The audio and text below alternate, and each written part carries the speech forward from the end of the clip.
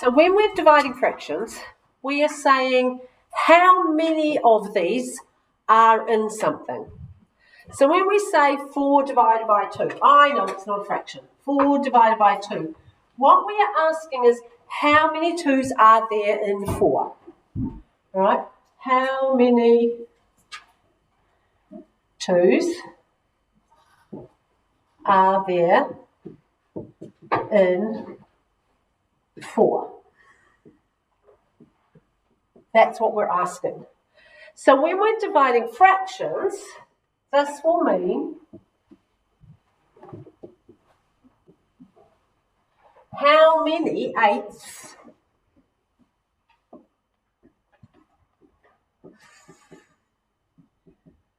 are in a half.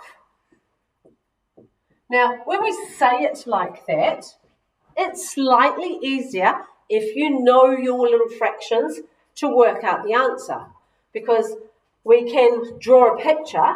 So if we were trying to do this one, we can say, okay, that's a half. So we've got a half. And if we cut the picture now into 8's, how many 8's are there in that half?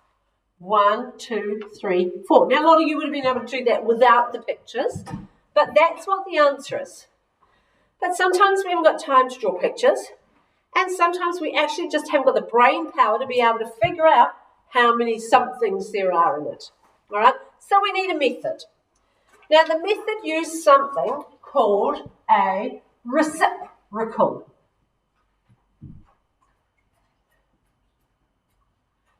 Now, a reciprocal agreement means if I do something, you'll do it back to me. There's an arrangement between us.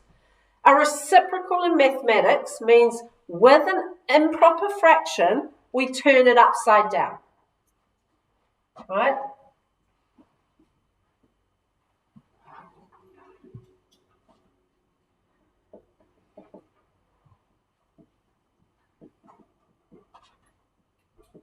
The reason it's called a reciprocal is because if we say we've got 3 quarters, what's the upside down of 3 quarters?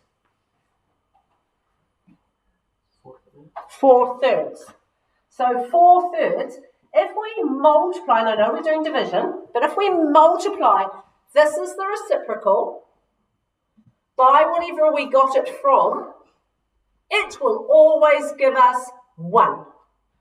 So that's that arrangement between us, okay? So that's how we get it, and we need to use it. So when we're dividing,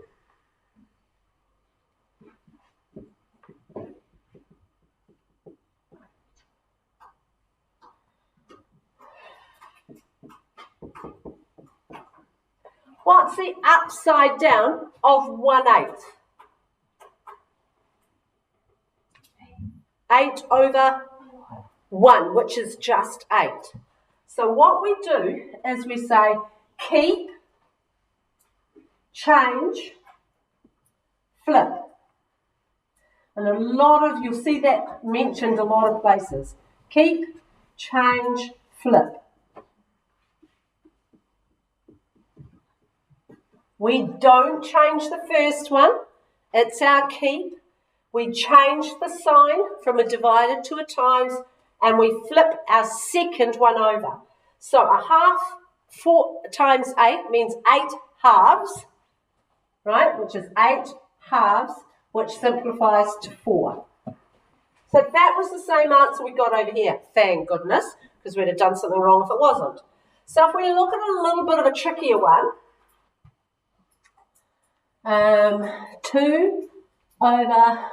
2/7 divided by 3/4. Yuck. I have no idea how many times 3/4 goes into 2/7. But seeing as 3/4 is what than 2/7? Bigger or smaller? Bigger. It means that there's going to be parts of it. There's going to be a part of a 3/4 and a 2/7. The answer is going to be a fraction. So if we use this, keep 2/7, please, change, flip. We know how to multiply. We know multiplying is easy. So 2 times 4 is 8. And 3 times 7 is 21. And we cannot simplify that. So there are 8 21sts of 3/4 in 2/7.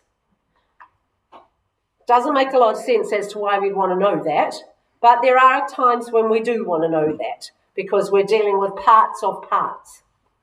So if we had 3 1/4 divided by 1 1/3, then we've got to do something first because we can only turn our fraction upside down if we have an improper fraction. And we've got mixed ones. So now we've got to use our previous knowledge. We've got to turn them into improper. 3 1/4 becomes, Emma? 13/4. Can you tell us why? Because 3 times 4. Good. 3 times 4, there are 12/4 plus another one is 13. And this one, somebody else? 1 1/3. Kalimad? 4. Same thing. There are 3/3 plus another one. So divided by 4/3. We have to do that first. Now we do our keep, change, flip. All right. So we're going to keep the 13/4. We're going to change sign. We're going to flip.